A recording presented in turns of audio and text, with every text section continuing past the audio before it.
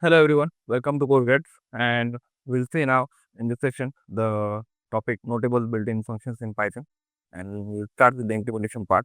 So first of all, we'll mention the topic we are learning, that is the notable built-in function in Python. I will start with the definition. What are built-in functions? So built-in functions are functions that are always available in Python.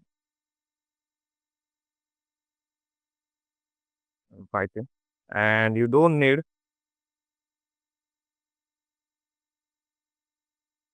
you don't need to import any module to import any module to use them. Okay, now we'll start with the first one, that is the print. So now this is basically to display the output. It is used to display the output. Now suppose I type print and hello Python, right? And when I run this cell, we get the output as hello Python. So any line of code you want to see, you have typed the multiple lines of code and you want to see the output of this code, we need to print the output here by displaying some variables or by some message. So this is the use of print built-in function. Now second, you see the len. Second, it is the len, which is used to find length.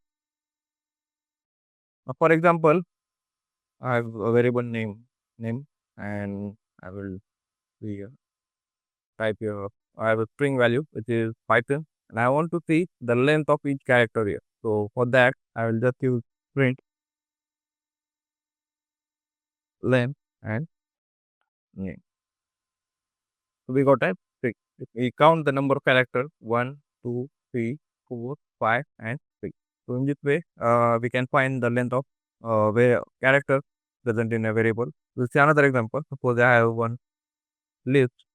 Suppose I'm giving a value 3, 2, okay. I want to find the number of elements present in this list. So what I will do, simply print len of list 1. We have 8 values. We will count 1, 2, 3, 4, 5, 6, 7, and 8. So this is the built-in function len. Now we'll see the third one, that is the type, which is used to find the data type we are dealing with. So suppose I have variable named x and I find a value 10, integer value, and I want to find the type of this variable. So what I'll do, just I'll print type and x. So what it should give the answer, any guesses? Right. So it will show the output as integer. The data type we are storing in this variable x is integer. For example, another example we'll take the same example here, name, and I want to see what is the data type stored in the variable name. So what I'll do, just print type of name. What will be the output? It will be string. So this is the use of built-in function type, which is used to find the data type. Now fourth one will be the input,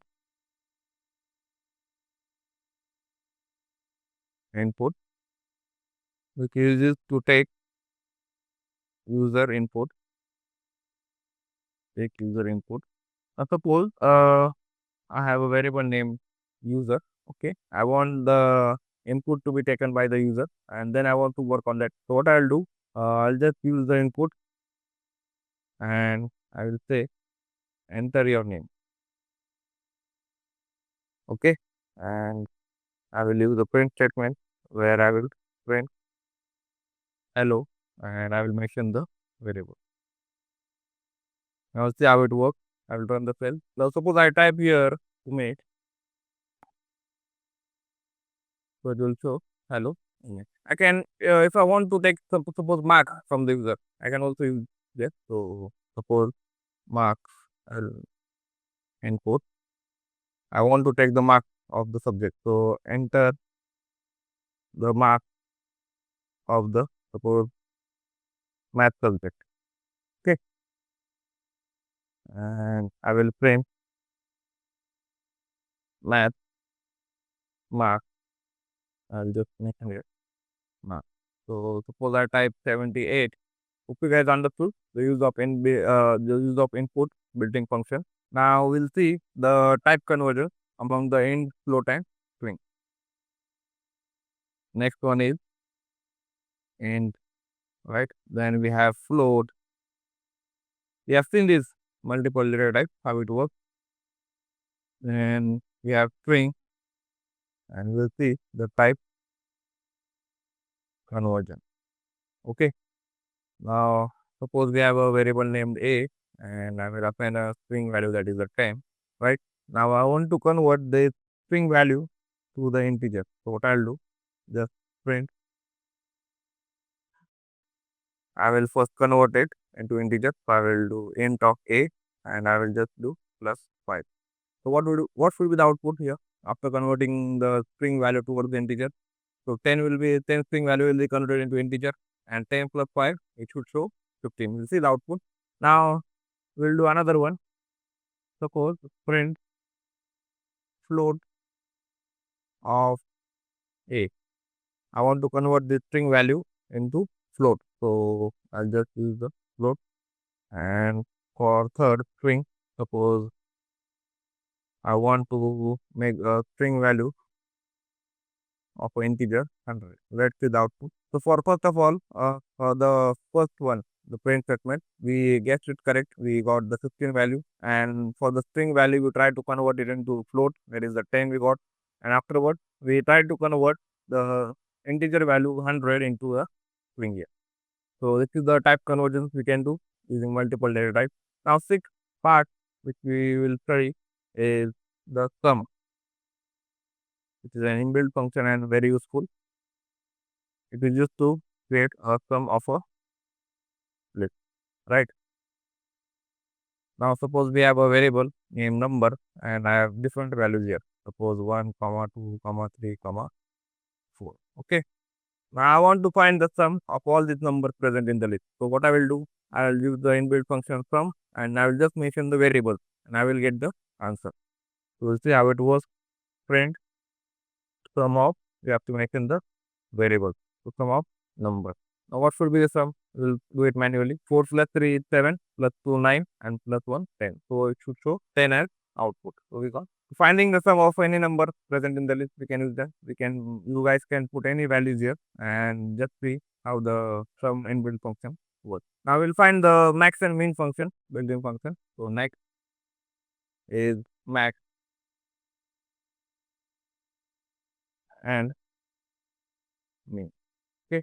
Now we have a variable named value.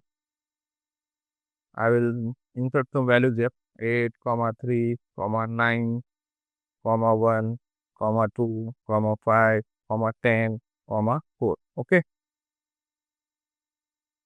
Now I want to find the maximum number present in the list. So what I will do, I will leave the max inbuilt function, and I will just mention the variable, that is the value. And what if I want to find the minimum? I will use the min, and I will mention the variable. So we got at the maximum number present in the list is 10, and the minimum value present in the list is 1. Okay. You guys can try different values here and see how it works, and you will get the right answer about the maximum and minimum values using the max and min inbuilt function. Now we'll see the absolute value. So 1 will be, we'll mention with ABS, and absolute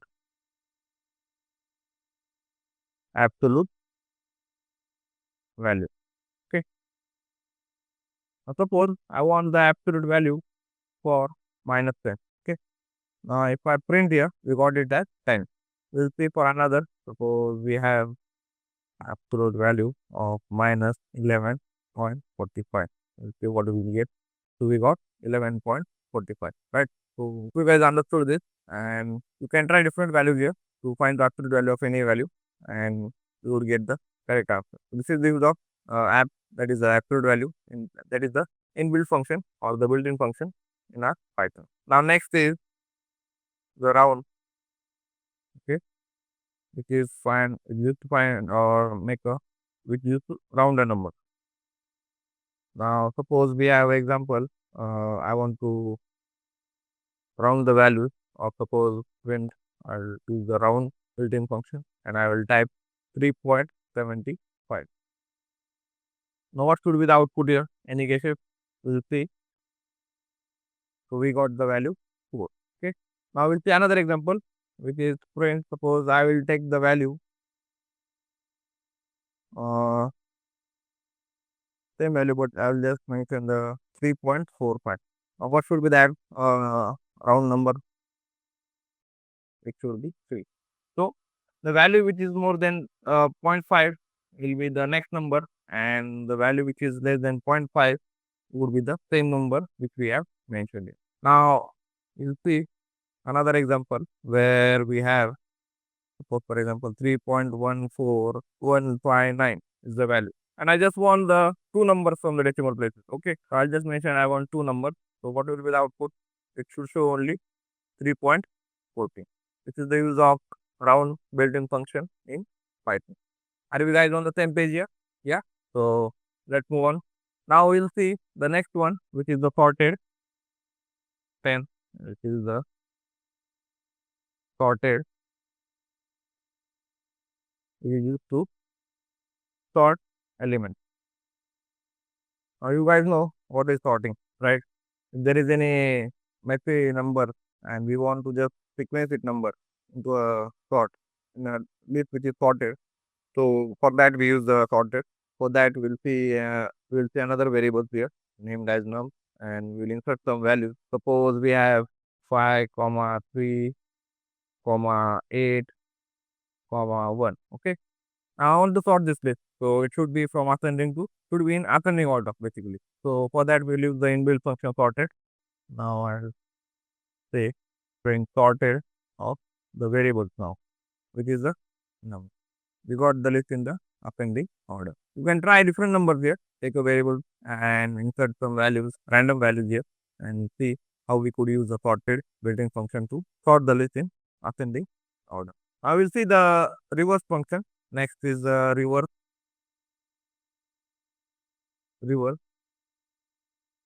Now it is used to reverse the element and it is iterable. So reverse iterable we can mention here. Now I will declare a variable named text which has value, string value, name as hello. And I want to reverse the element or the character in this string. So what I'll do, I will say print. I will first of all want to make it in list. Then I will use the reverse and I will mention the variable. Now what should be the output here?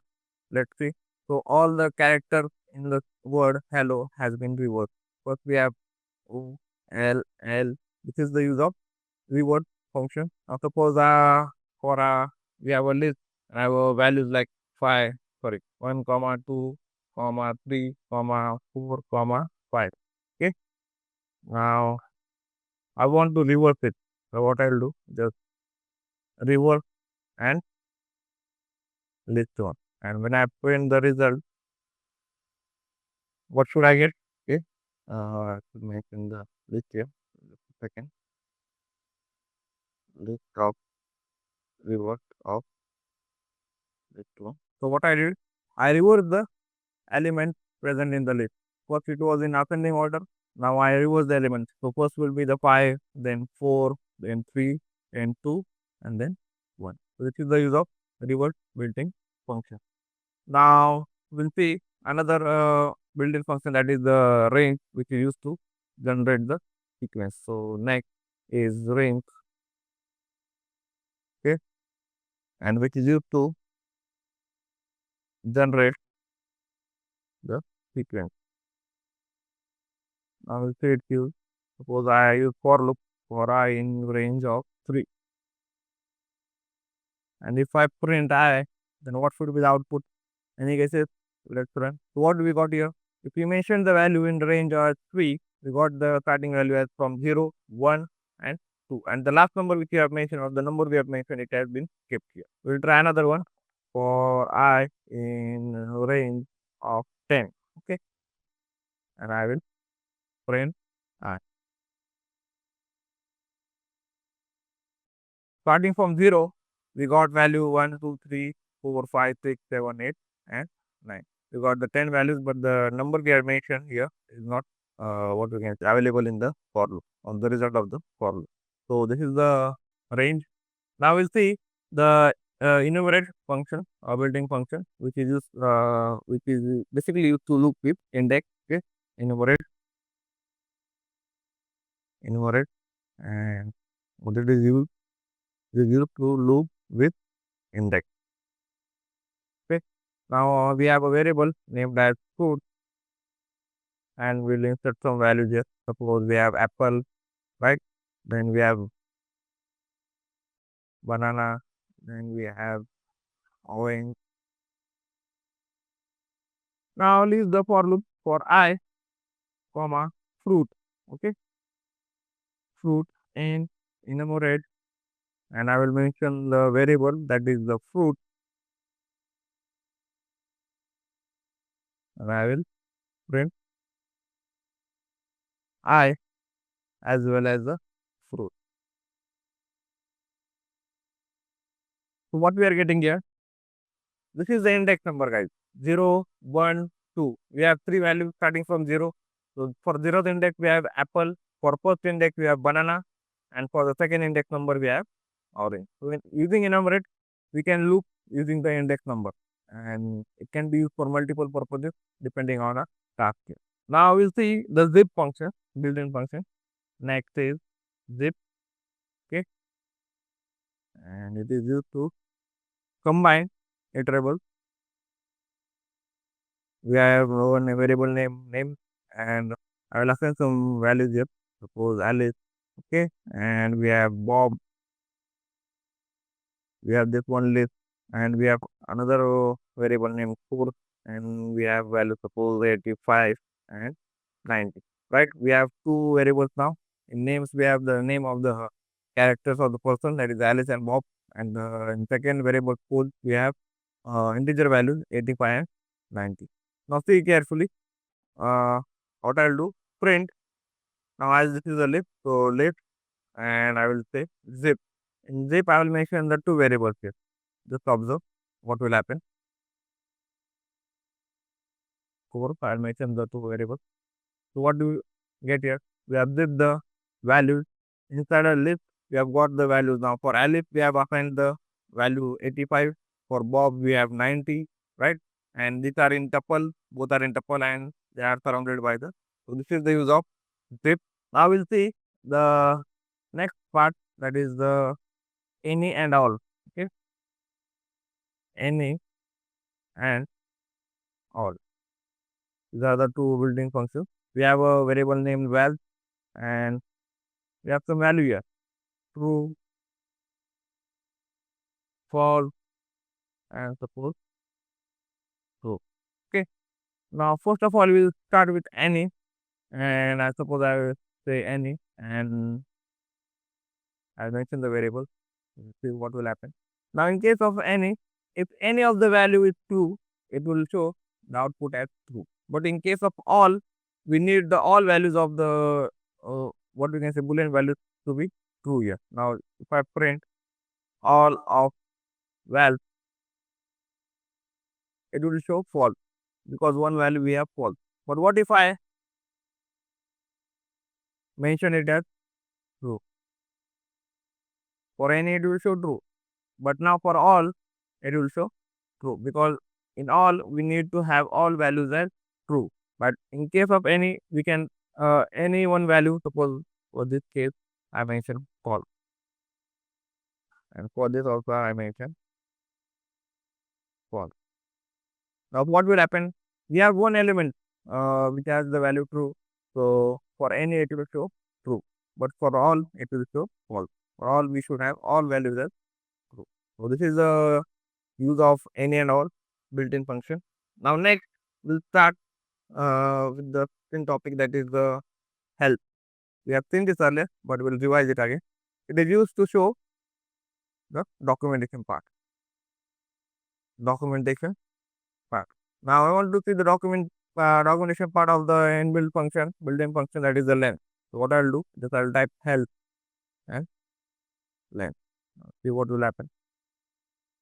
It has given the definition, or what it does, it returns the number of items in a container. So what I will use help and all.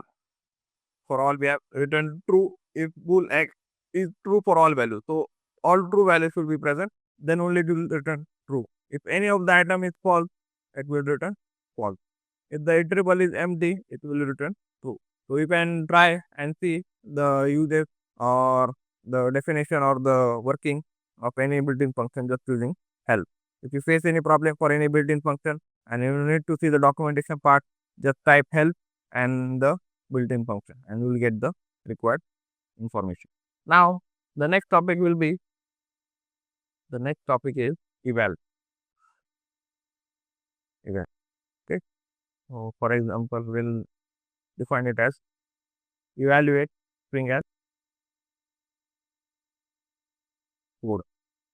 We have a variable named expression where we have a string value which has 3 plus 5. Now this value should be a integer value, right? It should not be a string. So what I will do, I will just print and use the eval built-in function and I will mention the expression. Okay. Now we'll see what happens, right? We got the expected operations done by the eval. We got it value as 8. So this is the use of eval built-in function. Now next we'll see the type which we have seen earlier, but we'll still revise it. That is the is instance, okay, which is used to check the type. Okay, type. Now we have a variable named x. We have the value string value as Python. And I want to check what is the type here. So what I'll do, I'll just say print and is instance, and I'll just mention the variable x, and I'll say I want to check it if it is string or not. So it should show true. What if I have print here int, it will show false because it is not an integer, it is a string value. Likewise, you guys can try different values. You can take a leaf, put some values and check using the easy class. Mention the variable name and mention the type you are want to check. If you want to check it is for list or not, you can try for tuple, for string. So multiple data types you can try for each of. So in this way, we have seen the multiple built-in functions, and I hope you guys understood how built-in functions are used, different built-in functions, their uses and their use cases, how we could use for our personal work. So let's meet in next session. Till then, bye.